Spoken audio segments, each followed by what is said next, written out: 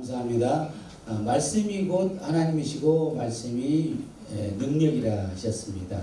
오늘 선포되는 말씀을 통해서 예수 그리스도의 크신 은혜가 충만하시기를 소망합니다.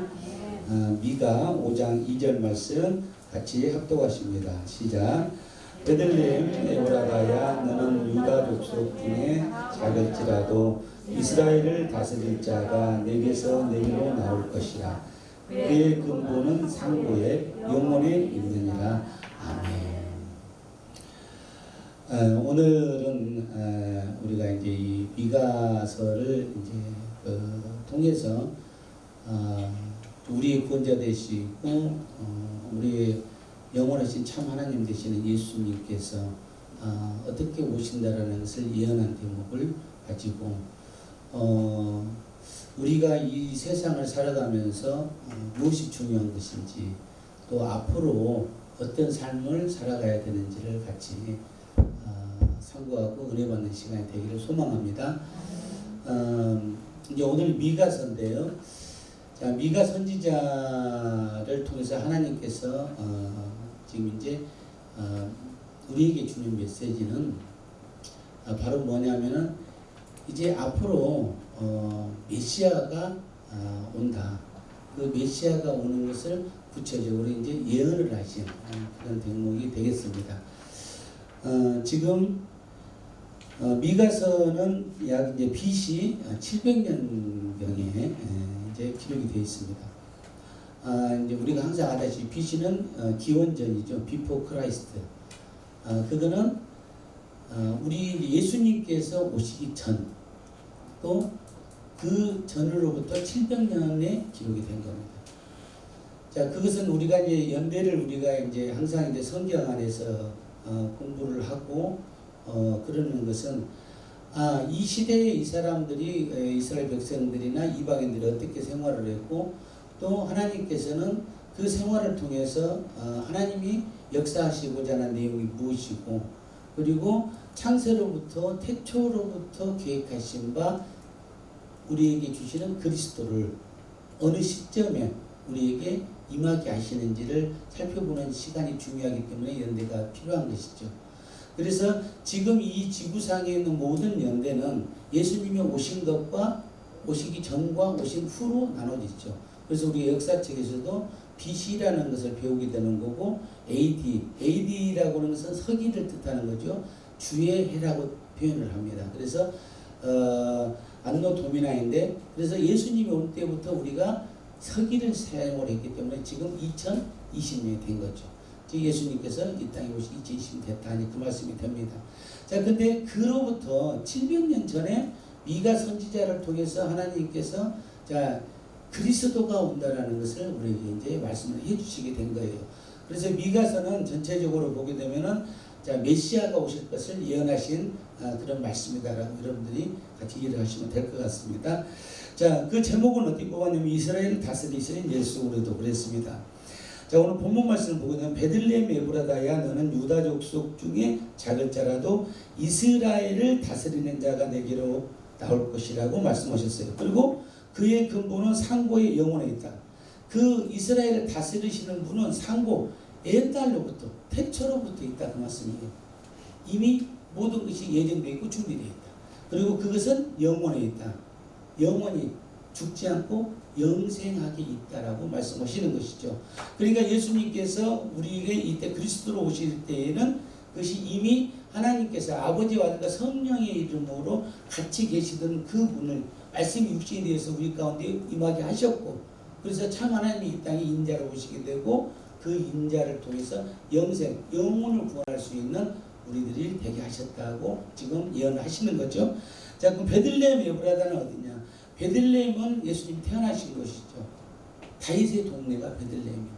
그래서 모든 것이 구약 성경을 보게 되면은 그 족보를 말씀하시는 것은 우리의 인자, 그 메시아가 어느 계보를 통해서 온다라는 것 정확하게 하나님 나라의 계보를 하기 위해서 족보가 계속 나오고 있습니다. 그래서 베들레헴은 다윗의 동네예요. 그 다윗의 동네를 통해서 예수님이 태어나시는 거예요. 여기 마국간에서. 근데 아브라다야라 그러는 에브라다는 뭐냐면 에브라다라고 하는 것은 물론 이제 인명도 있지만은 여기서 지명을 쓰시는 거죠. 지명을 쓰는데 이 베들레헴을 에브라다라고 하는 지명으로도 표현을 했습니다. 자, 그래서 지금 보면 베들레헴 에브라다야 너는 유다 족속이라 그랬습니다. 유다 족속. 그럼 이때에 지금 미가서 선지자를 통해서 이때 어느냐면 지금 이스라엘이 나눠진 때야. 북이스라엘과 남유다로 나눠진 때. 그래서 이 미가 선지자는 남쪽에서 활동했던 분이에요. 남유다에서. 그럼 예루살렘을 중심으로 북쪽과 남쪽으로 나눠졌다 그 말이에요. 그러니까 이제 이때에 이 미가 선지자를 통해서 뭐냐면 북이스라엘이 멸망하는 것을 먼저 예언을 하시고 그 다음에 남유다도 멸망한다는 것을 예언을 같이 하게 됩니다. 자, 그런데 그 멸망을 우리가 하게 되지만은 하나님께서 우리 국민을 베푸셔서 메시아를 보낸다라는 것을 예언하시게 되신 거죠. 그런데 여기서 보면 이스라엘을 남유다 족속 중에 작을 자가 이스라엘이 다스린다 그 말이죠. 이스라엘의 예루살렘.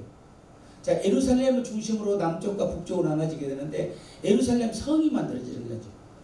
그래서 전체 원래는 이제 야곱을 이스라엘이라고 했잖아요. 하나님께서 야곱이라고 너는 이스라엘이라고 해서 그래서 이스라엘 12지파를 통해서 이스라엘이 만들어지게 되는데 그 이스라엘이 하나님께 범죄함으로 남쪽과 북쪽으로 나눠졌다 그 말이죠. 근데 남쪽에 있는 유다 지역에 있는 베들레헴에서 태어나는 작은 자, 마국간에서 오는 작은 자라고 표현을 하신 거예요.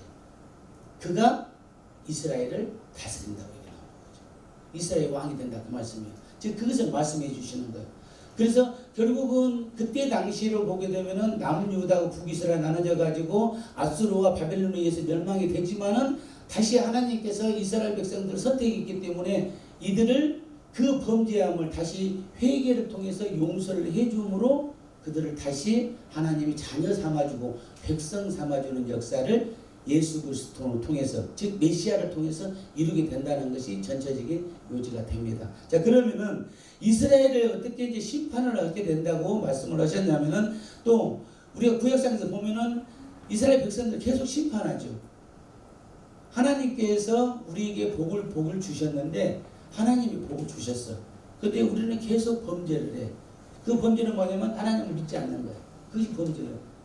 그러니까 아담과 하와가 하나님을 믿지 않는 것은 선악과를 따먹은 거잖아요. 그 선악과를 따먹은 것이 죄가 아니라 선악과를 따먹지 말라고 명령한 것을 어긴 죄가 죄다 그 말이에요. 언제든지 선악과를 따먹었다 하더라도 그것을 하나님이 바꿔놓으면 되는 거예요. 네, 죽은 자도 살려내시는 분이기 때문에 창조했기 때문에 우리는 피조물을 하나님께서 살리고 죽이려 하는 겁니다. 지금 이 시간에도 우리를 살아나게 하시고 죽이기도 하시는 겁니다. 그 말이죠. 근데 그 명령을 지키는데 그 하나님은 말씀이 곧 하나님은 말씀이 곧 이 성경 말씀이기 때문에 말씀이 하나님이라고 했단 말이에요. 그러니까 그 말씀을 어긴 것 자체가 우리가 죄다 그 말이죠. 그러니까 하나님께서 출애굽을 시켜서 이스라엘 백성들을 통해서 모든 것을 가나안 땅에 가서 젖과 꿀이 흐르는 땅을 축복을 내리고 했지만은 이스라엘 백성들은 하나님을 믿지를 않고 어느 정도 올라오면 자기가 했다고 생각합니다. 어려운 상황이 있을 때는 하나님께 매달렸는데 이제 형편이 나아지면 지가 있다고.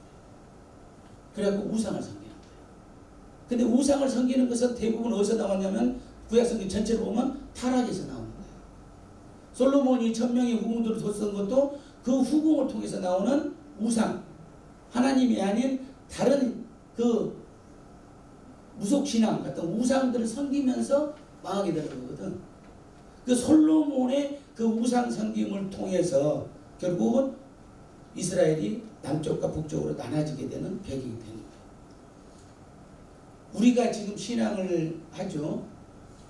예수님을 내 평생의 주인으로 모신 것이 우리들이죠. 우리 회사가 되죠. 또 우리들의 삶이 그렇게 항상 성원을 하고 있어요.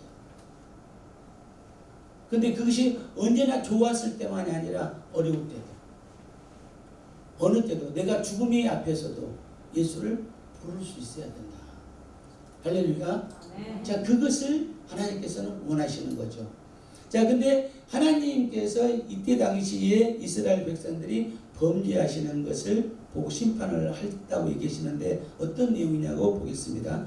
자, 미가서 3장 1절 4절 저와 함께 교독할게요. 내가 또 이르노니 야곱의 우두머리들과 이스라엘 족속의 통치자들아 들으라.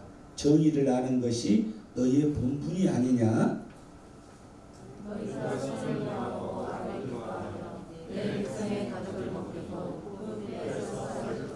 그들이 살을 먹으며 그 가죽을 벗기며 그 뼈를 꺾어 다지기를 냄비와 속 가운데에 담아 고기처럼 하는도다. 그때에 그들이 여호와께 부르짖을지라도 응답하지 아니하시고 그들의 행위가 약했던 만큼 그들 앞에 얼굴을 가리시리라. 지금 뭐냐면은 야곱의 우두머리들아 이스라엘 족속의 통치자들에게 명령을 들으라. 너희들이 백성들을 냄비나 솥에다가 끓여서 먹는 고기같이 취급한다고 해요. 범죄하는 거죠. 통치자들이나 그들도 다 범죄를 해요. 그러면 야곱의 우두머리는 뭐예요? 야곱의 12지파의 다 모든 족속들이라고 말이죠. 그 족속들에게 각각의 기업을 물어줬어. 가나안 땅에 들어가면서부터 네 지파, 세 번째 아들 네 지파에게만 제사장이기 때문에 기업을 주지 않고 나머지는 11지파에게 다 기업을 줄 때 요셉에게만 2지파를 더 줬죠. 그래서 12지파가 되게 됐는데 그때에 그 기업을 물으는 것은 땅을 준 거예요. 땅이 재산이니까. 근데 그들이 백성이 늘어나고 민족이 확장되면서 범죄를 하는 내용을 지금 꼬집는 얘기예요.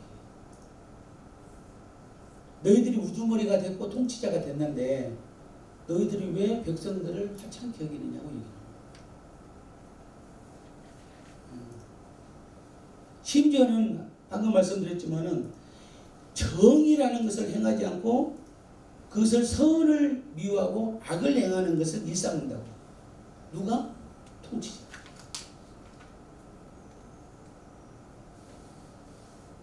지금 보면은요, 우리는 사람들은 천성적으로 선과 악을 가지고 있잖아요. 선과 악을. 원래는 하나님께서 창세기 2장 7절에 사람을 땅의 흙으로 사람을 빚으시고 그 코에 생기를 불어넣음으로 생명이 되었느니라. 그리고 8절에 에덴 동산을 창설하시고 그를 거기다가 두었다. 그때는 선이요, 선. 왜? 하나님의 영으로 살았다는 거예요. 죄를 몰라. 하나님께서 생명으로 다 심었기 때문에. 그래서 하나님과 항상 대화를 하는 거예요. 거부가 없어요. 그냥 복종이요. 나를 지으신 분이 모든 것이 긍정이에요. 부정이 없어요. 부정이라는 자체를 몰라. 왜? 악을 모르기 때문에. 근데 하와를 통해서 마귀가 하와를 통해서 선악과를 따먹게 하는 순간에, 그래서 하와와 아담이 그걸 따먹는 순간에 뭐가 됐어요? 눈이 밝아져서 하나님과 같이 됐다고 말이죠. 이게 하나님과 동등하게 됐다라고 생각을 했기 때문에 악이 생긴 거죠. 다. 그래서 악이 된다. 그래서 선과 악을 같이 갖다. 이 구약 시대까지만 해도 다 그랬어. 선과 악을 같이 갖고 있는 거예요. 근데 예수님께서 이 땅에 오신 신약 시대에서는 우리가 뭐가 됐냐? 우리가 다 선만 가질 수가 있다. 무엇을 통해서? 성령을 통해서. 성령을 받게 되면은 그 하나님의 영을 다시 받게 되는 거예요. 그러니까 선악과를 따먹음으로써 죄인이 됐어. 그 죄인이 됐으므로 그 죄를 예수님께서 십자가의 보혈로 다 사해 줬어. 내가 죄를 사한다. 그래서 대신 죽어주셨어. 대속물이 되어줬다는 말이죠. 그리고 이 땅에 계시다가 40일 만에 계시다가 부활을 하시고 40일 동안 계시다가 승천하시고 열흘 있다가 성령을 내려보냈죠. 그 성령을 내려보내니까 하나님의 영을 받게 된 거예요. 그게 사도행전 2장 1절 4절 말씀이죠. 120 문도들이 그걸 받게 되니까 사람이 바뀌어버리는 거예요. 악이 물러가 버려. 사단이 물러가 버려. 내 안에 있던 선과 악이 있는데 성령이 딱 임하니까 악이 물러가 버려요. 그래서 성령으로 꽉 채워져. 내가 성령의 역사가 어느 정도에 따라서는 항상 우리가 기도할 때 내가 몇 퍼센트가 있는가를 보면 알아요. 내가 성령을 받았다. 그러면 성령을 받을 증거는 방언한다고 그랬습니다. 말씀에. 그럼 내가 방언하면은 성령을 받은 거예요. 그럼 성령을 받았다 그러면은 내가 몇 퍼센트를 받았나 그것을 어떻게 하냐면은 100%를 이 가슴에다 심어놓고 내가 성령이 10%면 90이 악이에요. 그러니까 성령을 받았지만은 악인과 같이 항상 행동하는 거예요. 옛날 사람은 싸우고 지지고 볶고 미워하고 사람을 원수로 여기고 여기 있잖아. 통치자들이 뿌먹는다. 뭐 뿌먹는 표현은 아니지만 하여튼 그렇게 괴롭게 여겨. 인간 같지도 안 하고 그렇게 되는 거야. 그러니까 내 자식을 때리는 거지. 내 자식은 내 자식이 아니라는 거예요. 성령이 임하게 되면 그게 누구 자식이야? 하나님 자식이다 그 말입니다. 나를 대신해서 낳은 것뿐이야. 나한테는 권한이 아무것도 없어요. 그 아이는. 근데 내가 할 수 있는 뭐냐면 나를 가를 키워서 양육하고 번성하고 양육해서 누구를 만들어야 돼? 성령을 임하게 해줘야 돼. 그것이 내가 부모하고 역할이야. 그리고 우리는 다 죽는 거야. 근데 공부 못한다고 때린다고 말한다고 때린다고 걔 때리는 거야. 그걸 짓것이 안 나와. 그러니까 성령이 10% 있으니까 악이 계속 나오는 거야. 그러니까 악이 계속 생기니까 10%도 줄어들어. 8%, 7%. 그래서 교회를 20년, 30년, 40년, 50년을 다녔어도 계속 악이 나와 있는 거야. 근데 성령이 강력하게 임해가지고 성령이 90%가 됐어. 그러니까 악이 쫙 물러나는 거죠. 채워지니까. 10%로 줄어들었어. 그게 악이 힘을 못 쓰지. 그러니까 90%가 되고 막 그러니까 성령이 침투하니까 성령 열매가 뭐예요? 사랑, 희랑, 화평, 오래 참고, 자비하고, 양선하고, 충성, 온유, 절제, 성령 9가지 열매에 갈라디아서 5장 20절 딱 얘기를 해놨잖아. 그 9가지 열매가 딱 생기니까 악이 싹 물러가 버려. 그러니까 무슨 말만 해요? 사랑이 말만 하는 거예요. 애기가 말을 안 들어, 내 자식이 말을 안 들게 되면은 옛날에는 몽둥이를 들었는데 지금은 말씀을 들어. 이러면은 하나님이 조금 섭섭하시긴 하겠지만 너를 더 앞으로 더 예뻐 해주실 수 있을 거야. 긍정의 표현. 바뀌는 겁니다. 내가 그렇게 바뀌었거든. 나도 어렸을 때는 애들 많이 잡아 패고 그냥 했잖아요. 근데 교회를 다니도 그게 안 바뀌어. 근데 성령을 받고 나니까 그것이 내 아이가 아니라는 걸 내가 알아버린 거야. 그러니까 때릴 수가 없잖아요. 너무 것을 내가 왜 손대요? 그냥 기도해 주는 거예요. 내 자식이 잘 되게 해주세요. 나의 능력은 없고 오직 하나님께서 다 책임져 주시옵소서. 그거거든요. 근데 구약 시대에는 그것을 알 수가 없는 거라. 왜? 성령이 없었기 때문에. 성령을 하나님께서 왕이나 제사장이나 선지자들한테 성령을 내려보냈어. 그래서 성령을 받은 왕들이 치리를 했어요. 정치를 했어요. 지금 예수님이 가심으로 모든 자에게 성령을 다 내려버렸잖아요. 예. 모든 자에게 남종 여종을 것 없이 다 성령 받게 우리가 모두가 왕이고 제사장이고 선지자가 되는 거예요. 누구를 위한? 예수를 위한. 근데 구약에서는 그걸 모르는 거야. 일반 백성은 알 수가 없는 거예요. 성령이 임하지 않기 때문에. 그걸 얘기를 하시는 겁니다. 그러다 보니까 그 우두머리들이 그 백성들을 자기 것이냐 생각을 하나님의 백성인데 그래서 심판을 하게 되는 겁니다. 자, 심지어는 미가서 3장 9절에서 12절 볼까요? 저랑 같이 또 제가 또 교독합니다. 야곱 족속의 우두머리들과 이스라엘 족속의 통치자들 곧 정의를 미워하고 정직한 것을 굳게 하는 자들아 원하노니 이 말을 들을지어다.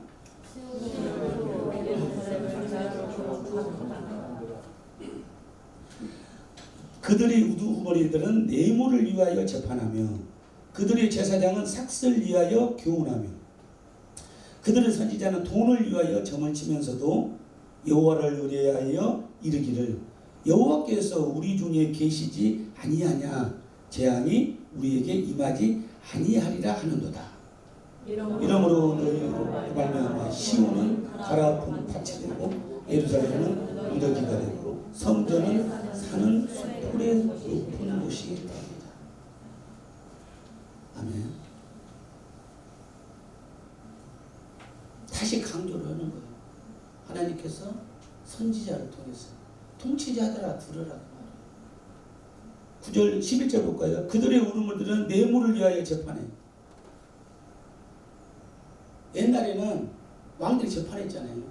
지금은 뭐 상권분리 그런 게 없어. 그냥 너 죽어 그러면 죽는 거예요. 그냥. 왕이 재판관이죠. 통치자, 권력자들이 이렇게 하는 거예요. 근데 그들이 뭐를 해서? 뇌물을 위해서 한다고 했죠. 돈 받고 숙이고 살리고 그러는 거예요. 옛날에 지금은 갔죠. 요새는 좀 덜어가요? 옛날보다 덜을까요? 요새는 좀 시대가 좀 밝아져서 괜찮은가? 우리나라가?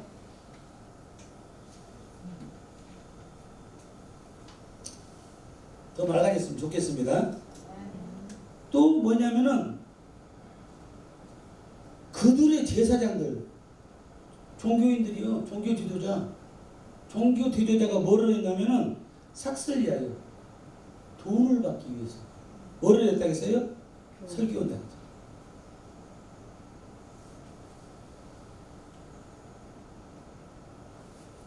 돈, 삭군.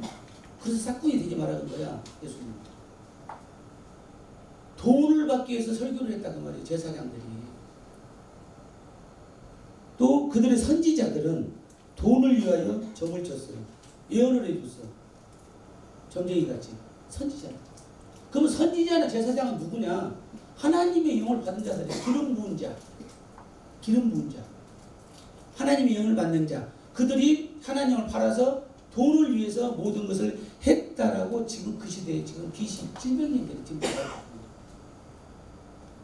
근데 그들이 통치자들이나 제사장들이나 선지자들이 싹군 돈을 위해서 하면서도 뭐라 하겠어요? 돌아서서는 내가 뭐냐면 우리 중에 하나님이 우리 안에 계시지 않냐. 내가 하나님한테 기름 부은 자다. 그렇게 나를 절대 멸망시키지 않을 거라고 얘기해요. 하나님의 정면으로 배치되는 행동을 하면서 정의롭지 못한 행동을 하면서 나는 성령을 받은 사람이니까 나는 괜찮아 라고 얘기하는 것과 지금 똑같다고 말이에요. 내가 교회 안에서 온갖 범죄를 지르고 그래도 나는 성령 받았으니까 괜찮아. 하나님 나 용서해 줄까? 그렇게 생각을 하는 거예요. 지금 그 시대에 지금 이스라엘 백성들이 그러고 있는 것을 지금 미가 선지자를 통해서 일깨워주죠. 그러다 보니까 너희들이 어떻게 되냐고 했냐면은 12절 이름으로 너희로 말미암아 시온은 갈아엎은 밭이. 시온이라고 하는 것은 우리 시온성인데 그때 당시 표현들은 시온산 원래 시온산이 있어요. 근데 그것을 보통 이스라엘 백성들을 표현할 때 시온이에요. 이 은유법을 많이 적용했기 때문에 그때 당시에는. 그래서 지금 이제 시온은 갈아엎은 밭이 돼. 갈아엎은 밭이 돼서 이스라엘이. 그러면 시온이라고 하는 것은 우리가 땅도 시온이 됐죠. 시온 산이 있듯이. 근데 시온을 우리는 새하늘 새 땅을 뭐라고 불러? 시온성이라고 불러. 그것이 어느 때냐? 하늘나라에 있는 땅. 하늘나라에 있는 곳. 그럼 하늘나라에 있는 곳에 내가 어떻게 가냐? 지금 내가 갈 수가 없잖아요. 살아서. 지금은 예수님이 제르미야 가기 때문에. 근데 내 마음이 시온성이 되면 천국이 되는 거예요. 그러니까 무슨 얘기냐? 보고 있는 이 땅도 지금 갈아엎을 정도로 척박하다. 밭이 되어버렸어. 물기가 없는 갈라지는 땅. 그것이 너희들 마음이 지금 하나님을 향한 너희들의 마음이 갈라진 밭이 되어버렸다. 그 말이지. 그러니까 성령이 100%가 채워지면 그것이 기름을 부어서 번질번질해지는데 성령이 50%, 30%, 10% 채워진 만큼 나머지는 전부 다 밭이다. 그 말이에요. 언제든지 예수를 배반할 수 있는. 너 예수 믿으면 내가 죽일까요? 하면 바로 나 그런 일이 전혀 없이 라고 말할 수 있는 그런 밭이 된다. 지금 그 얘기를 해주는 거죠. 그리고 예루살렘은 무더기가 되고 성전에 사는 숲풀이 됐다. 성전이 살 수가 없으니까 숲만 자라는 높은 숲산이 됐다는 거죠. 우리 마음이 각박하고 척박해졌다는 거예요. 하나님으로부터 우리가 은혜를 받아가지고 성령 충만하게 되고 예수 그리스도의 보혈로서 우리가 구원을 받아서 살아가고 있지만 어느 순간에는 내가 갑자기 돌아서서 내 마음이 숲풀이 되고 밭이 되어버린다. 그것을 너희들에게 내가 심판을 내리겠다고 말씀하십니다.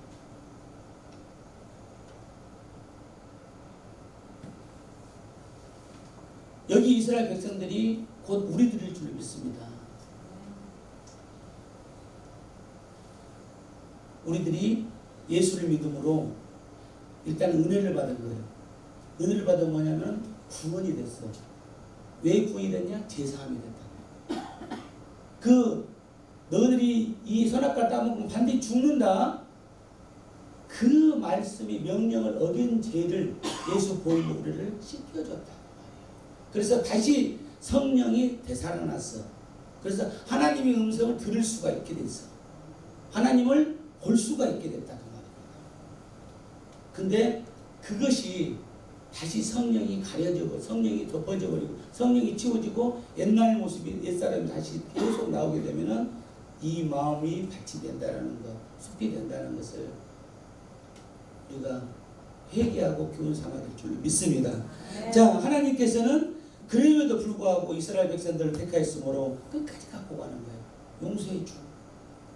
네, 이런 선지자를 통해서 계속 회개를 시키는 거예요.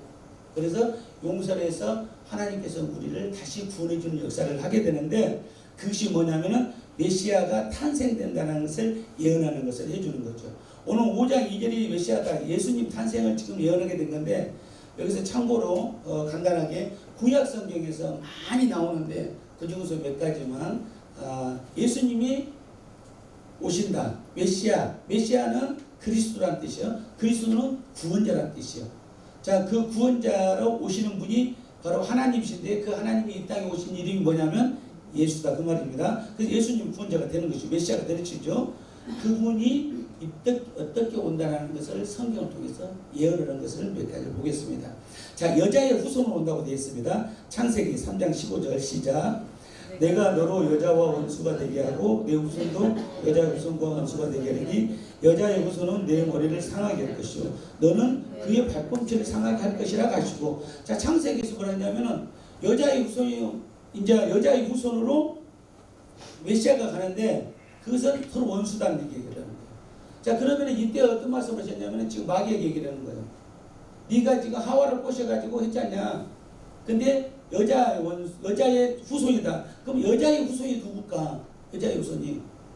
지금 우리들은 후손들은 전부 다 누구 후손이요? 후손이. 우리 성씨들을 누구를 따라가죠? 아빠. 아버지가 후손이 되는 거예요. 남자의 후손이요. 씨가 있기 때문에. 그럼 여성은 밭이라 그러는 말이에요. 그것을 확장하는 건데. 근데 여자의 후손인 거예요. 여자의 후손이 누구예요? 예수님이 뭘로 했어? 마리아에게 동정녀에서 나왔다 그 말이에요. 그 뜻이. 앞으로 메시아가 가는 것은 여자의 후손으로 간다 그 말이야. 그러니까 거룩한 자손으로 가는 거야. 세상 가운데 있는 사람으로 가는 것이 아니라 하늘에 있는 하나님이 영으로 잉태된다. 성령으로 잉태돼서 그 태를 빌린다고 말씀하십니다. 그래서 여자의 후손이 되는 거예요. 예수님이. 그래서 여자의 후손은 오직 예수님이 없다 그 말이에요. 다 우리는 누구 후손이요? 남자의 후손이요. 신경이도 아빠의 후손이다 그 말이에요. 그 씨가 있기 때문에 그것을 지금 예언하신 거예요. 자, 그걸 계속해서 처녀에게서 잉태된 것을 말씀하셨죠. 이사야 7장 14절 시작. 그러므로 주께서 친히 징조를 너희에게 주실 것이라. 보라, 처녀가 잉태하여 아들을 낳을 것이요 그의 이름을 임마누엘이라 하리라. 이 마태복음 1장 23절에 나온 것이죠. 그래서 이사야 선지자를 통해서 처녀가 잉태해진다. 그 여자가 후손이 된다. 그 뜻이에요. 자, 유다 지파와 다윗의 가게. 그러니까 유다 지파로 메시아가 오고 다윗의 그 가문으로 온다고 성경 말씀되어 있죠. 역대상 28장 4절 보겠습니다. 시작. 그러나 이스라엘 하나님 여호와께서 전에 나를 내 부친의 온 집에서 택하여 영원히 이스라엘 왕이 되게 하셨으니 곧 하나님이 유다 지파에서 택하사 머리를 삼으시고 유다의 가문에서 내 부친의 집을 택하시고 내 부친의 아들들 중에서 나를 기뻐하사 온 이스라엘 왕을 삼으셨느니라. 자, 이 말씀은 지금 이세, 그러니까 다윗의 아버지 이세를 지금 그 얘기를 하는 거예요. 다윗이 내가 왕이 됐는데 그 왕이 그러면은 어떤 계보가 되냐면 유다의 계보라고 얘기하는 거예요. 그럼 유다가 누구냐? 12지파의 네 번째 아들이 유다예요. 그래서 유다가 누구였어요? 제일로 마지막 막내인 그 야곱의 베냐민. 그 야곱이 이제 애굽의 왕으로 갔을 때 형제들이 다 이제 왔잖아. 그러니까 베냐민 12번째 아들. 하도 이쁘니까 자기 동생이고 그리고 이제 그 엄마가 같으니까 그걸 데려오라는 거지. 그 베냐민. 그래서 데려와서 베냐민을 여기다 데리고 살려고 하는 거야. 근데 그 야곱이 베냐민을 놓고 오면은 너무 가슴이 아픈 거야. 그래서 베냐민을 데리고 와야 된다고 그래. 그러니까 그때 네 번째 아들 유다가 뭐라냐면 내가 담보자가 되겠습니다. 그 얘기는. 자, 베냐민을 내가 가져오고 내가 가서 종사를 하겠습니다. 그 담보자 되시는 것이 누구요? 바로 우리를 구원하시는 예수 그리스도. 내가 어떤 상황에 처해 있을 때는 그것을 전부 다 예수님이 내 대신에 모든 것을 다 했기 때문에 내가 예수님을 믿으면 다 하게 된다라는 것을 말씀해 주시는 거예요. 그 지파를 말하는 유다 지파가 그 지파를 통해서 내가 나왔다. 나를 통해서 이 계보를 통해서 예수 그리스도가 나오게 되는 것이죠. 할렐루야. 자, 그것이 이제 천의에게 그 메시아가 잉태되는 구약성경의 이제 예언을 보고 있습니다. 자, 그런데 그분이 메시아가 어디서 태어나냐? 베들레헴에 탄생한다고 오늘 미가 5장 2절에 나왔죠. 베들레헴 에브라다야 너는 유다 족속 중에서 작을지라도 이스라엘을 다스릴 자가 내게로 나올 것이라. 그분은 상고의 영원의 태초로부터 영원까지 계시는 하나님이라고 말씀하시는 거죠. 자, 근데 이 이제 메시아는 어떤 분이냐면 우리를 대속한다고 나와 있죠. 이사야 53장 5절 6절 같이 봅니다. 시작. 그가 찔림은 우리의 허물 때문이요 그가 상함은 우리의 죄악 때문이라. 그가 징계를 받음으로 우리는 평화를 누리고 그가 채찍이 맞음으로 우리는 나음을 받았도다. 우리는 다 양 같아서 그를 행하여 각기 제 길로 갔거늘 여호와께서는 우리 모두의 죄악을 그에게 담당시키셨도다. 아멘. 십자가에 매달려 찔려 죽이는 것이 다 나왔죠. 예언. 하나님께서 이 땅에 오셔서 인자의 몸으로 온다. 인자의 몸으로 오는 것은 피가 필요했기 때문에 인자의 몸으로 오고 우리와 같은 모습이 되는 이유는 뭐냐면 우리 죄인의 모습으로 와야 우리 죄를 대속하기 때문에. 그래서 십자가에 매달려 죽으심으로 완전히 우리를 제사함을 해줬다고 합니다. 근데 그 제사함을 통해서 뭐라 했냐면 끝부분에는 우리 모두의 죄악을 바로 그분이 담당하셨다. 우리가 평상시에 짓는 작업도 있습니다. 예수님이 이제 생각만 해도 죄라겠지만 일상생활에서 직장에서 여러분들이 서로 직원들끼리 트러블이 있는 것도 내가 화를 내면 죄예요. 그런 작업죄들은 언제든지 항상 날마다 기도하면서 회개하고 교회 나가서 회개하고 반성하면 예수님 풀어줘. 그러나 원죄, 예수를 믿지 않는 죄는, 이 하나님의 말씀을 복종하지 않는 죄는 풀어질 수가 없어요. 그 말씀을 하죠. 너희의 죄를 풀어주는 것은 뭐냐면은 근본적으로 에덴 동산에서 내 명령을 어긴 죄를 나를 믿음으로 바로 풀어준다는 것이 대속이다. 그래서 우리가 예수를 믿기만 하면은 바로 천국을 갈 수 있는 시민권을 갖게 된다고 말씀하신 것이죠. 물론 천국에 가서 우리가 하는 일에 따라서 상금은 다릅니다. 그러지만은 어쨌든 예수만 믿으면은 우리가 지옥불이 유언불이 아니라 천국으로 갈 수 있는 티켓을 갖고 간다. 그 말씀을 해주시는 거죠. 자, 이렇게 대속하시는 분으로 오신다는 것.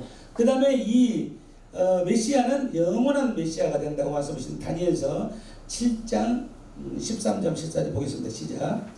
내가 또 한밤 환상 중에 보니 인자 같은 이가 하늘 구름을 타고 와서 옛적부터 항상 계신 이에게 나아가 그 앞으로 인도되매 그에게 권세와 영광과 나라를 주고 모든 백성과 나라들과 다른 언어를 말하는 모든 자들이 그를 섬기게 하였으니 그의 권세는 소멸되지 아니하는 영원한 권세요 그의 나라는 멸망하지 아니할 것이다.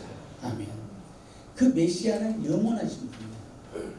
우리의 모든 것을 죄를 사하지 못했지만 우리를 영원히 살리시는 분이다. 즉 천국에서 영생하게 하시는 분이다. 그분이 바로 누구시라? 예수님이다. 그 말씀을 지금 구약 성경을 통해서 이야기했다. 그래서 성경 전체 66권은 구약 성경은 39권이죠. 그러면은 창세기부터 말라기까지가 전부 무슨 내용이냐면은 메시아가 온다는 거예요. 딱 주제가 그겁니다. 근데 그분이 누구로? 신약에서 바로 예수님을 오셨다는 것이죠. 그리고 요한계시록을 통해서 다시 오신다. 그 다시 오실 때에는 우리가 계시록 21장에서부터 1절부터 쭉 나오는 새하늘 새 땅이 열리게 됩니다. 천지가 다 없어진다. 그리고 그때는 우리 믿는 자들이 하나님의 신실한 자녀가 되어서 바로 천국에서 영원토록 하나님을 찬양하면서 살아간다. 그것이거든요. 그것이 하나님께서 우리에게 주신 큰 은혜입니다. 우리 비타전과 한국파일서가 그 은혜 가운데 있는 줄 믿습니다. 우리 직원들이 모두가 그 은혜가 충만하기를 소망합니다. 또 우리 자녀들이 우리 가족이 이렇게 은혜가 충만하기를 소망합니다. 자, 그러면은 이렇게 이제 메시아가 탄생한 것을 예언하셨는데 그 메시아가 자 어떻게 오셔서 우리에게 어떻게 우리의 삶을 변화시켜 주는지를 보겠습니다. 이스라엘 다스리신 예수 그리스도 마태복음 1장 21절 같이 보는 시작. 아들을 낳으니 이름을 예수가 하라. 이는 그가 자기 백성을 그를 위해서 구원할 자이십니다. 그러니까 구약성경의 전체 흐름이 예수님 오신다라는 것을 지금 바로 여기서 나타내신 거죠. 성취를 하신 거죠. 그래서 예수님이 바로 하나님께서 직접 이 땅에 오셨다라고 보셔요. 자, 그런데 이때의 그 이스라엘 다스리는 예수 그런데 이스라엘 백성들이 미가 선지자에게 너희들이 통치자들이 제사장들이 선지자들이 전부 다 그릇된 행동을 하고 있다. 정의롭지 못하다. 자기들의 백성들을 함부로 대한다. 그들 업신여긴다. 그러니까 사랑이 없다. 인애가 없다. 그렇기 때문에 내가 심판을 한다. 그러나 심판을 하지만은 다시 메시아를 통해서 너희들에게 새로운 구원의 역사를 해줄 거다. 용서를 해줄 거다. 사랑을 다시 시켜줄 거다 하는 대목을 미가서에서 말씀해 놓으셨어요. 5장 5절에서 6절 말씀. 자, 시작 봅니다. 시작. 이 사람은 평강의 왕이 될 것이다.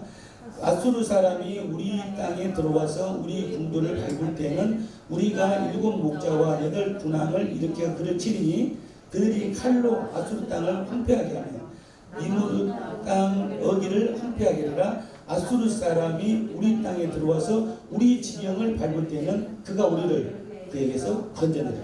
아멘. 여기서 아수르는 아시리아. 그래서 북이스라엘을 멸망시킵니다. 그러니까 그 이방인들, 다른 민족, 그러니까 이스라엘 민족, 하나님의 민족을 지금 침범했죠. 근데 그 메시아가 오게 됩니다. 그날에 오게 되면은 그들을 전부 다 쳐서 없앤다. 할렐루야. 자, 영적으로 보게 되면은 그 아수르가 사단 마귀인 줄 믿습니다. 우리가 예수를 믿어서 영생을 얻을 수 있는 귀한 은혜를 입었어요. 근데 어떤 상황, 환경, 처지가 되면 예수를 못 믿게 하는 거예요. 병이 걸려서 못 믿게 하고, 마음이 심란해서 못 믿게 하고, 예수 믿는 사람에게 시험 들어서 못 믿게 하고, 교회에 시험 들어서 못 믿게 하는 거예요. 그럴 때마다 나를 점검해가지고 나의 신앙을 점검해야 되는데 다른 사람 탓만 하는 거예요. 나는 잘하는데 저 사람이 어떨까? 내가 어쨌든데. 근데 인생이 자기 인생이지 다른 인생이 아니다 그 말이에요. 하나님과 나의 인생이지 나 인생을 다시 A라는 사람과 하나님과 연결되는 인생이 아니다 그 말이에요. 남편이 있으면은 부인이 있고 하나님 있는 인생이 아니다 그 말이에요. 남편은 하나님과 인생, 부인이 하나님과 인생이에요. 각각 인생이다 그 말입니다. 영이 각각 틀리기 때문에. 근데 그것을 마치 나는 남편 때문에 예수를 못 믿어요. 그렇게 얘기하면 안 된다는 거예요. 틀린 사람이에요. 어떤 시험이 될 때 실족하는 환경과 처지가 생기게 될 때는 그때 내 신앙을 점검해야 돼요. 내가 지금 나를 핍박을 하는 남편이 있고 부인이 있고 외부인이 있고 교회가 있다고 친다면 내가 지금 이 핍박 속에서 얼마만큼 견디고 예수를 믿고 갈 수 있느냐. 내 표대가 절대 흔들리지 않을 것이냐, 내 촛불이 흔들리지 않을 것이냐, 그것을 점검해야 된다. 뭘로? 기도. 그걸 말씀하시는 거거든요. 그것을 준비하라는 거예요. 그것을. 그래서 그를 보게 되면은 미가서 선지자를 통해서도 그 압수를 전부 다 없애듯이 너희들을 그 안에서, 그 사단과 마귀의 틀 안에서, 또는 세상 가운데 있는 악한 행실에 대해서 뭐해서, 그런 모든 것에서 너를 어떻게 한다고? 건져낸다. 건져낸다. 우리가 신앙을 할 때요, 항상 하나님과 나의 관계잖아요. 다른 사람 관계 아닙니다. 항상 여쭤봐야 돼. 자, 건져낸다는 것은 무슨 뜻이요? 지금 건져낸다는 것은 어디서 건져낸다는 것이요? 건져내기 전에는 뭔가 있다는 얘기죠. 건져낸다는 것은 뭐냐고요? 물에서 건져내든 흙에서 건져내든 묻힌 것에서 건져내는 거잖아요. 막 돌아다니는 것을 건져낸다고 하지 않는다고요. 묻혀있는 것을 건져내는 거예요. 더러운 것이 묻은 것을 건져내는 거예요. 내가 더러운 죄인이어서 그것을 건져낸다는 거예요. 뭘로? 성령으로. 그 말씀을 하셨다는 거예요. 그러니까 내가 언제든지 건져내진 사람이라는 걸 생각해야 돼요. 건져내진. 내가 태어나면서 의인이 아니다 그 말입니다. 의인은 한 명도 없다고 했기 때문에. 원래는 에덴 동산에서는 의인이었지. 선악과 따먹기 전에는. 근데 그 후로는 의인이 하나도 없어. 그렇기 때문에 건져내는 거예요. 그게 내가 언제든지 죄를 지을 수 있는 사람이에요.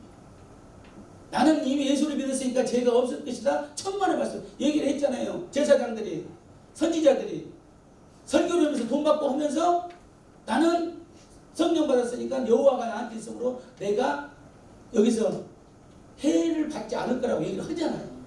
이선이다 그 말이야. 근데 그 이선은 도덕적으로 나오는 것이 아니고 윤리적으로 나오는 것이 아니야. 그것은 영적으로, 성령으로 나와요. 그래야 본능적으로 행을 해야 됩니다. 그래서 우리는 모두가 건져내진 사람이라는 것을 명심할 줄 믿습니다.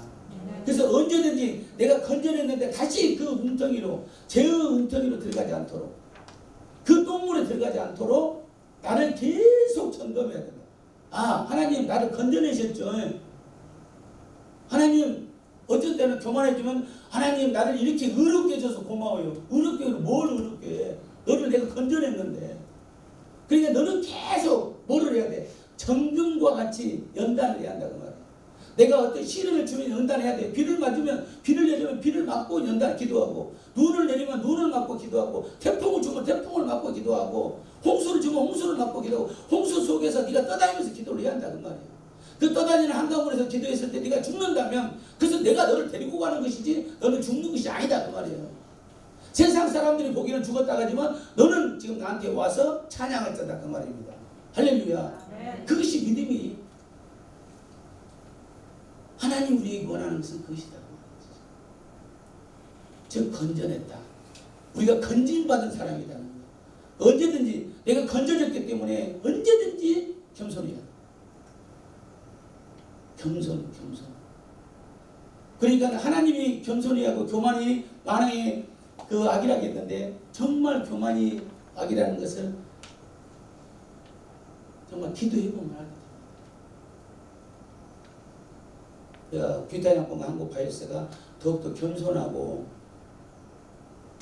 예수님께만 벽대를 향하는 우리들 되기를 소망합니다. 네. 자, 다스리시는 예수님인데, 그러면 예수님께서 어떻게 우리 다스리냐면은, 자, 우리 교회를 다스리고 있어요.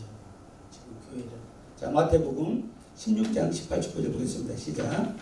또 내가 내게 이르노니 너는 베드로라. 내가 이 반석 위에 내 교회를 세우리니 음부의 권세가 이르지 못하리라. 내가 천국 열쇠를 내게 주노니 내가 땅에서 무엇이든지 열면 하늘에서도 열 것이요, 내가 땅에서 무엇이든지 풀면 하늘에서도 풀리라 하시오. 이스라엘 백성들을 지금 미가를 통해서 BC 700년 전에 그 다스렸듯이, 아브라함을 통해서 지금 3000년, 4000년 전에 다 다스렸듯이,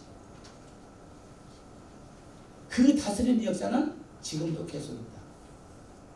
근데 과거 구약 성경에서는, 구약 성경 시대에, 구약 시대 사람들은 성령이 없는 다스림, 인적인 다스림. 지금은 하나님이 직접 나를 다스리는 성령의 다스림이다. 그래서 말씀하시는 예수님께서 베드로에게 얘기를 하는 거죠. 너는 베드로라. 내가 네 반석 위에. 그래서 베드로라는 것이 뭐냐면 반석이라는 뜻이야. 이 반석 위에 내가 내 교회를 세운다. 즉 하나님의 말씀이 들어갈 수 있는 그 교회를 세운다. 그 교회는 음부의 권세가 이기지 못한다고 얘기하는 거죠. 즉 지금도 하나님께서는 우리의 교회를 지금 다스리고 계십니다.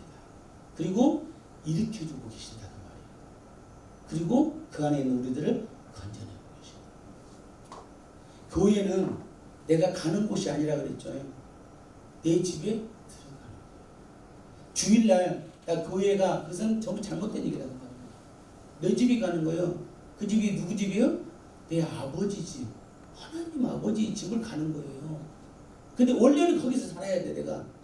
항상. 근데 그러면은 주일날만 거기 있고 나머지는 왜 세상 가운데 나가 사냐? 그 이유가 목적이 있다 그 말이에요.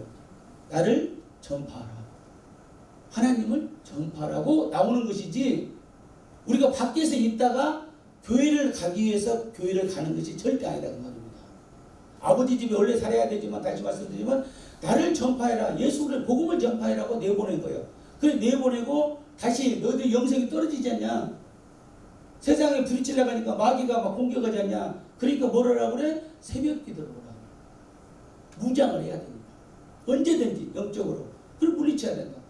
그리고 그 나의 신앙을 점검하기 위해서 수요예배를 통해서 예배를 드리고 찬양하고 또 금요철을 통해서 나의 영성을 점검하고 그런 역할을 하라고 만들어진 시스템이지 우리가 밖에서 살다가 교회를 꼭 생생내면서 가는 것 같이 하나님 나 교회 가요 알아주세요. 그게 아니다 그 말입니다. 당연히 가야 되는 일을 하는 것을 우리는 지금 잘못 배웠다 그 말이에요.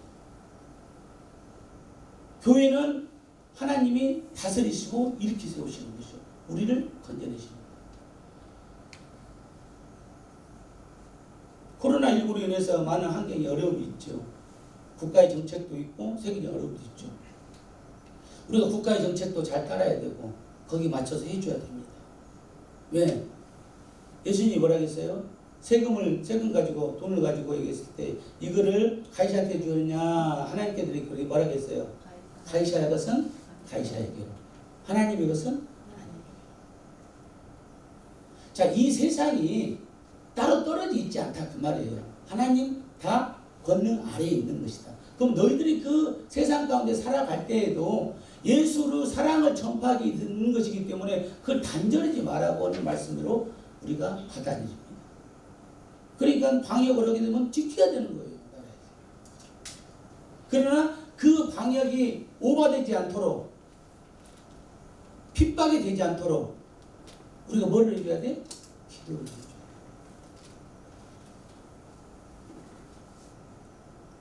그리고 거기에서 단계가 풀어지게 되면은 지금 많이 풀어졌잖아요. 그러면은 어떻게든지 내가 아버지 집으로 가야 돼. 지금 교회를 지금 한다고 몇 달 동안 안 나가다 보니까 여러분들이 다음박이 떨어질 거예요. 온라인 예배는 한계가 있거든요. 은혜의 한계도 있지만 온라인 예배를 정장 입고 드리는 사람 몇 사람 있어? 여기서 이 집사가 없어? 이 집사가 보기를 이렇게 했어, 이렇게 했어. 이 집사가 이렇게 했으면 거의 없다고 봐야 되네. 신집사 이렇게 어려워요. 정장을 하기 어렵습니다. 자, 무슨 뜻일까요? 예배는 하나님께 드리는 경건한 것이요.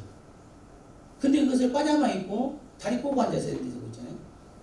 뭐 안 봐도 그림인데 소파에 앉아가지고 커피 먹고 또 뭐 밥 먹었으니까 후식 먹는다고 뭐 과일을 묻혀서 먹고 그것까지도 괜찮겠어요. 근데 먹었으니까 나와야 되잖아. 그래서 중간에 또 화장실 가네. 그것이 우리들의 모습이에요. 죄인의 모습. 그러나 그 하나님은 우리들이 원래 그런 모습인 줄 알아. 그래서 우리를 불쌍히 여기는 게 항상 긍휼하게. 그게 긍휼이 계속 넘치다 보니까 사랑할 수밖에 없는 거예요. 저것을. 그냥 화장실에다 쳐 박아버릴 수가 없기 때문에. 그래서 그래서 우리가 신앙을 점검하는 것은 우리가 어떻게든지 아버지의 집으로 가야 된다. 여러분들이 이번 주에 혹시라도 이제 내가 지금 교회에서도 지금 나가기가 안 되고 숫자 한계 때문에 자기 교회를 못 가고, 그 다음에 온라인이 연결이 안 되고 스마트폰이 없다거나 그래가지고 예배를 드리고 싶은데 도저히 드릴 수가 없어요. 그래가지고 내가 지금 이제 영적 갈급함 때문에 지금 미쳐 죽겠어요. 내가 돈은 없어서 살겠는데 내가 예배가 없으니까 살 수가 없어요. 그런 분들은 주일날 11시에 이리 오시기 바랍니다. 나랑 예배를 드리자고.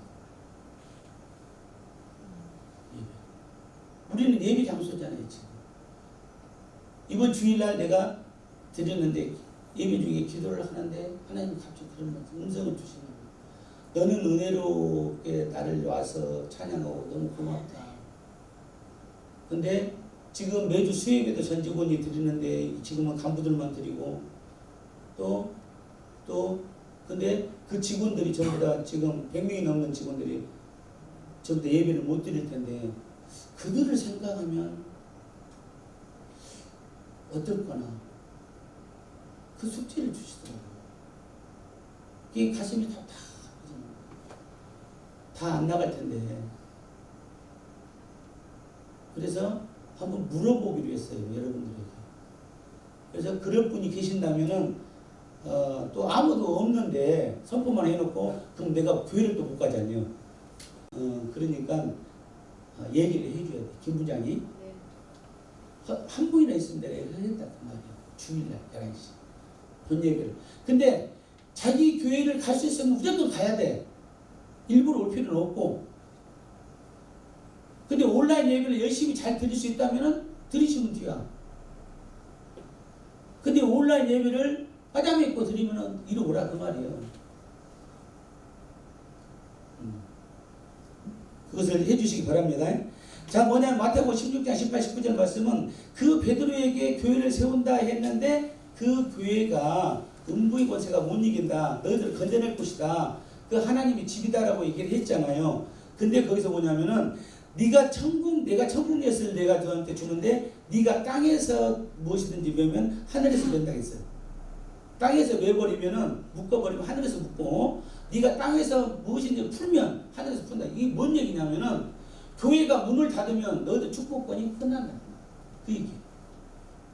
음부의 권세가 이기지 못하려는 하나님이 성전을 지어놨는데 너희들이 그때 들어가려고 했는데 거기만 들어가면 건전하고 살고 구원을 받고 새 생명을 얻고 영생을 얻게 되는데 그 안에서 교회를 문을 닫게 되면 매면 영이 메어지면 하늘에서 그 영이 메어진다. 왜? 소통이 안 된다. 교회가 문 닫으면 그 교회들이 전부 다 망한다고 말입니다. 그래서 한 사람이라도 교회를 가야 된다. 교회를 열어야 한다. 물론 목사님들 계시죠. 근데 그 목사님들이 지금 지키고 있어. 우리나라 6만 5천 교회를. 그 한 분이 가든 10분이 가든 목사를 통해 지키고 있어요. 그러나 우리들도 가서 성도들이 복을 받아야 되잖아요. 그 다음에 상급을 받아야 되잖아요. 그러니까 그걸 가야 되는 거예요. 어떻게든지 가려고를 해야 돼. 안 가려고 하지 말고. 오늘 전화해가지고 오늘 혹시 가도 돼요? 라고 전화를 해야지. 전화 오기가 두렵네. 혹시 문자 오면 어떻게 하지? 그러면 안 돼. 오늘 들을 수 있으니까 다 오세요라면 가야 돼요. 그러기 전에 먼저 내가 전화를 해서 해야 돼. 오늘 가면 안 될까요? 그것이 내 영을 묶지 않는 거다. 내 영을. 그 내 영이 묶지 않고 풀어지면, 내 영이 풀어진다는 건 뭐겠어요? 하나님과 내가 하나가 되면, 내가 하나님을 너무너무 사랑하게 되면 하나님께서 그 관을 여신다. 그 관을 연다는 게 뭐겠어요? 바로 축복권이죠. 그런 저와 여러분이 되기를 소망합니다. 자, 성도들을 다스리고 일으키시는 예수님이라고 했어요. 자, 그러면은 성전이 우리 교회죠. 근데 또 우리들을 성전이라고 말씀해 놓으셨죠. 자, 고린도서 6장 19절 20절 볼까요? 시작. 너희 몸은 너희가 하나님께로부터 받은 바 너희 가운데 계신 성령의 전인 줄을 알지 못하느냐. 너희는 너희 자신의 것이 아니라 값으로 산 것이 되었으니 그런즉 너희 몸으로 하나님께 영광을 돌리라. 너희들은 하나님께로 받은 너희 몸이요. 그리고 여기가 성령의 전이라는 거예요. 이 몸이 하나님한테 받았고 이 몸이 바로 성령의 전, 성전이에요. 내가 움직이는 성전이에요. 그렇기 때문에 핏값으로 성전이 됐어. 왜? 예수 보혈로 공로로 말미암아서 우리가 예수를 믿음으로 바로 제사함을 받았기 때문에 우리가 성전이 됐다는 거예요. 그렇기 때문에 하나님께 찬양하라는 거거든요. 근데 우리가 성전이 됐는데 내가 성전이 됐으면서 성전같이 않은 행동을 한다면은 하나님은 좀 섭섭하게 하시는 거죠. 근데 우리 부자님도 잠깐 얘기 주셨는데 병 중에서 제일로 큰 병이 뭐라겠어요? 섭섭증. 암병 아니요. 그거 나을 수 있어요. 섭섭증은 참 안 나는 것이. 혹시 내가 섭섭하겠으면 이해해 줘요.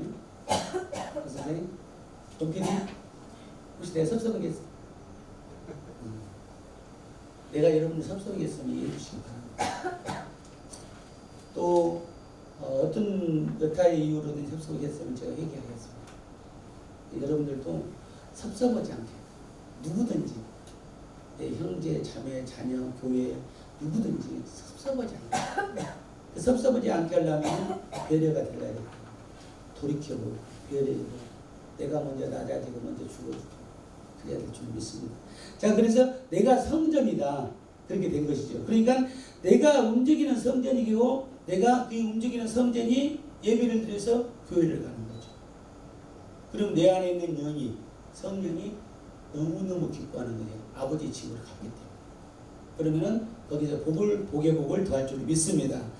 자, 그리고 끝으로 보면 고린도서 3장 16절 10절 보게 되면 같이 봅니다. 시작. 너희는 너희가 하나님의 성전인 것과 하나님의 성령이 너희 안에 계시는 것을 알지 못하느냐. 누구든지 하나님의 성전을 더럽히면 하나님이 그 사람을 멸하시리라. 하나님의 성전은 거룩하니 너희도 그러하리라. 아멘.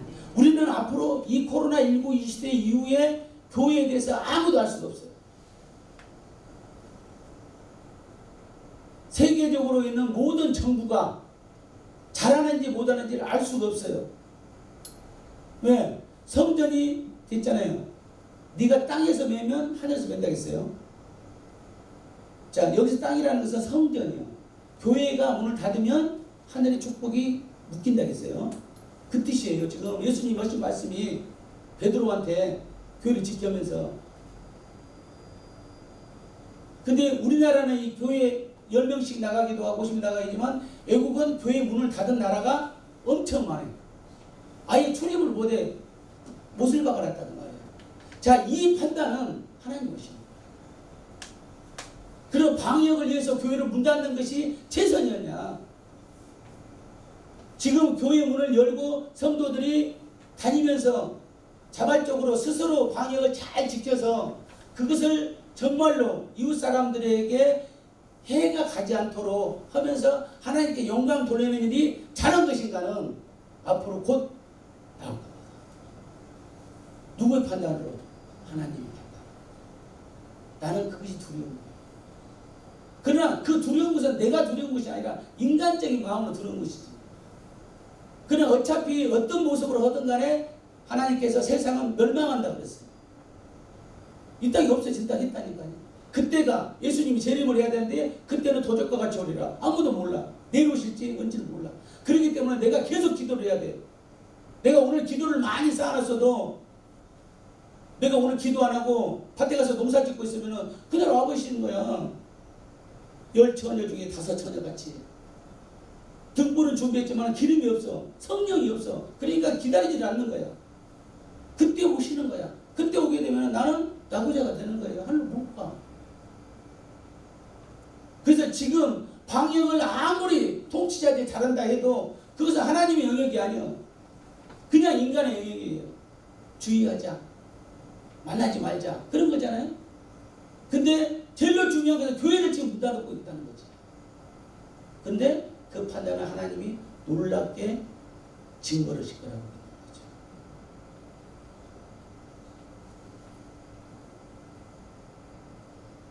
오늘 미가 선지자를 통해서 통치자들아 들어라.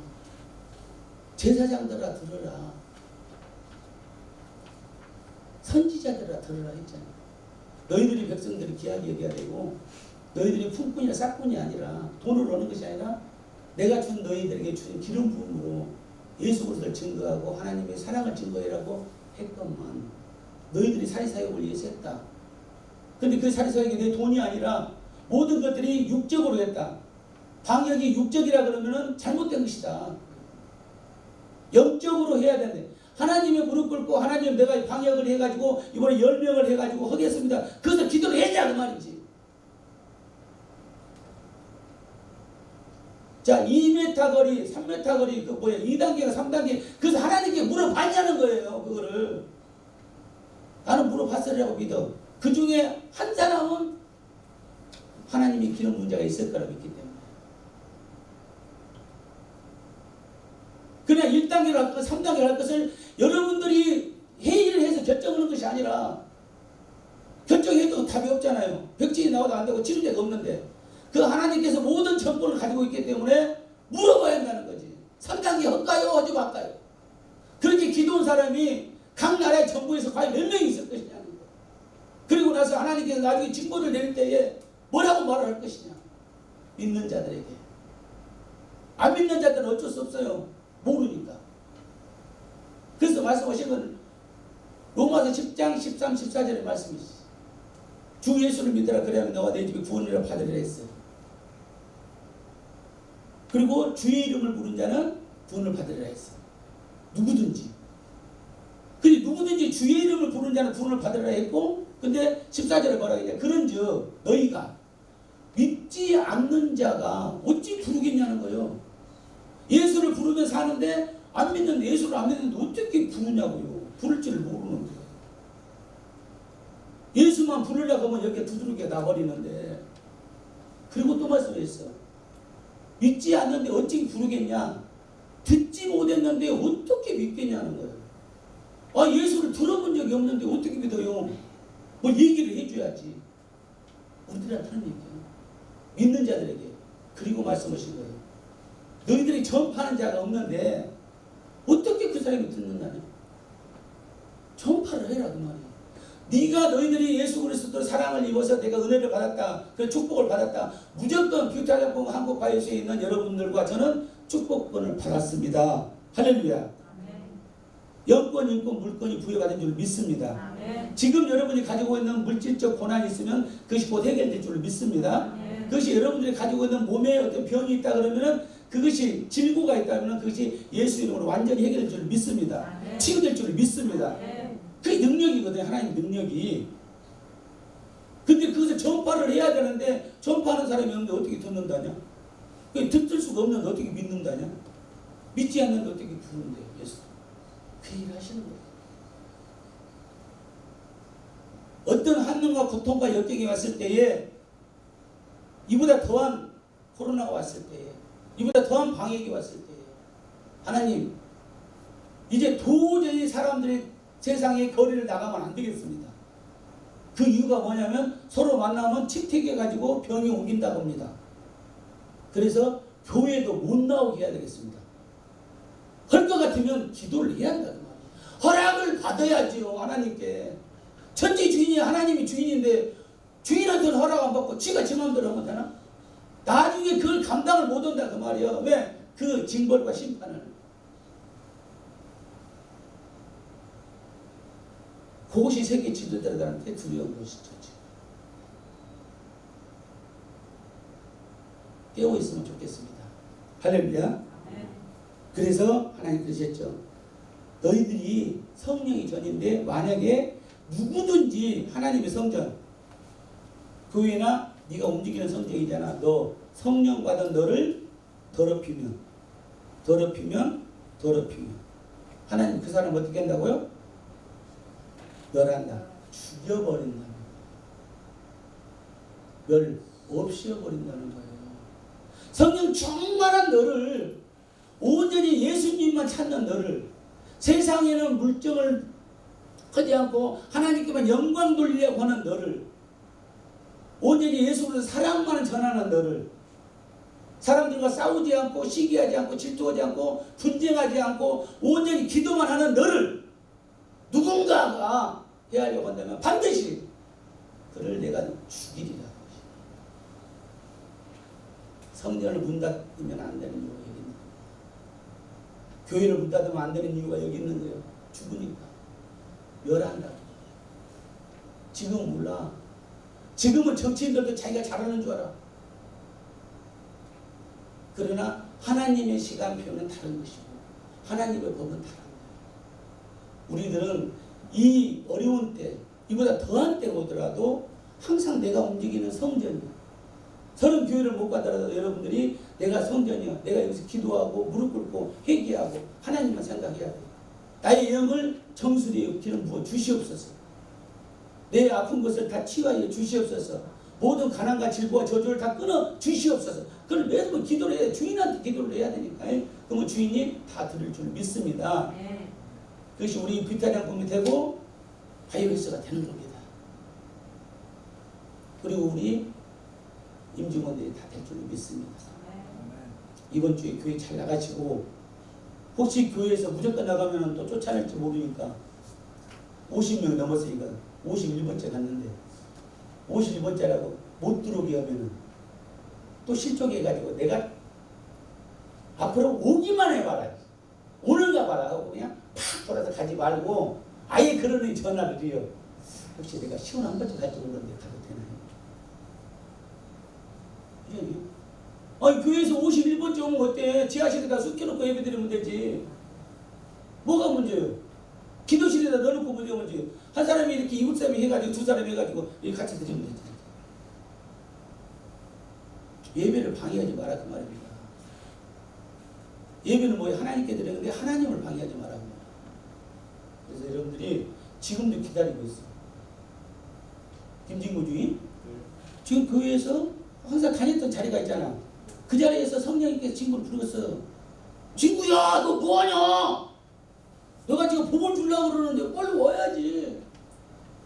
너는 이 땅에서 여기서 그냥 대충 살다가 가는 사람이 아니야. 너는 나에게 명을 받은 자야. 명을 받은 자. 네가 선지자가 되는 것이고 제사장이 될 거야. 그럼 되는 거지.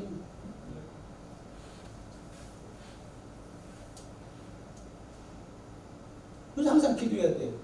안전하게 지게차가 돌아가게 하소서. 물어봐. 제발 좀 하나님한테 물어봐. 나한테 물어보지 마. 나 아무것도 몰라. 자, 이번 주부터 우리가 교회를 나가서 자기 자리 잡아야 돼. 자기 자리. 그러니까 꼭 이 김부장을 알려줘야 돼. 나 애매하게 나만 교회 본다고 하지 말고 나 교회 한다고 목사님한테 목사님 얼마나 섭섭하겠어. 나 섭섭병 들게 하면 안 돼. 목사님이. 그게 이제 그러면은 여러분들이 한 명이라도 오면 내가 목사님께 전화드려가지고 목사님 미쳐가지고 도저히 안 되겠습니다. 내가 저 영혼을 위해서 같이 예배를 드려야 되겠습니다. 그러면 목사님이 얼마나 기뻐하시겠어. 근데 말도 안 하고 걸으면 섭섭하지. 그러니까 그렇게 해서 내가 이 말씀을 드리는 것은 여러분들이 교회 자리를 찾아가시라는 거. 곧 여러분이 그 성전이기 때문에 그 성전 안에 들어가셔서 음부의 권세가 못 이기는 그곳에 들어가서 항상 내가 거룩한 영혼육이 될 수 있도록 그리고 그에 따라서 영권, 인권, 분권을 부여받고 복을 천배로 누릴 수 있도록 그를 찾아가시기를 예수 이름으로 축복하고 소망합니다. 하나님 아버지 감사합니다. 오늘 저희들에게 귀한 말씀으로 인쳐주시니 감사합니다. 이스라엘 다스리신 예수 그리스도의 그 은혜가 우리에게도 임하게 하여 주시옵소서. 그 육적인 은혜의 땅에도 임하게 하여 주시옵소서. 우리가 성전이 되었다 하셨사오니 우리 성전에도 기름 부음과 축복을 내려 주시옵소서. 이 코로나19로 인해서 여러 가지 어려운 환경이 있지만 우리가 이것에서 승리하게 하여 주시옵소서. 이 코로나19 바이러스가 절대적으로 비타장군과 한국 바이러스 그리고 그 임직원들과 그 가족 구성원 모두 그리고 그 살고 있는 이웃의 모두에까지 조금도 침투되지 않도록 예수 이름으로 처단하여 주시옵소서. 코로나19 바이러스를 완전히 소멸시켜서 이제 모든 경제가 정상에 들어오고 세상에 있는 모든 사람들의 마음이 평강일 수 있도록 역사하시고 인도하여 주시옵소서. 온전히 우리가 이스라엘을 다스린 예수 그리스도만 믿고 나갈 때에 우리 심령들이 이제 하나님만 의지하는 저들 굳센 믿음자들이 되게 하시고 장성한 분량의 믿음자들이 될 수 있도록 비타장군과 한국 바이러스를 붙들어 주시옵소서. 감사드리며 우리 지역에서 구원하신 예수 그리스도 이름으로 기도드리옵나이다.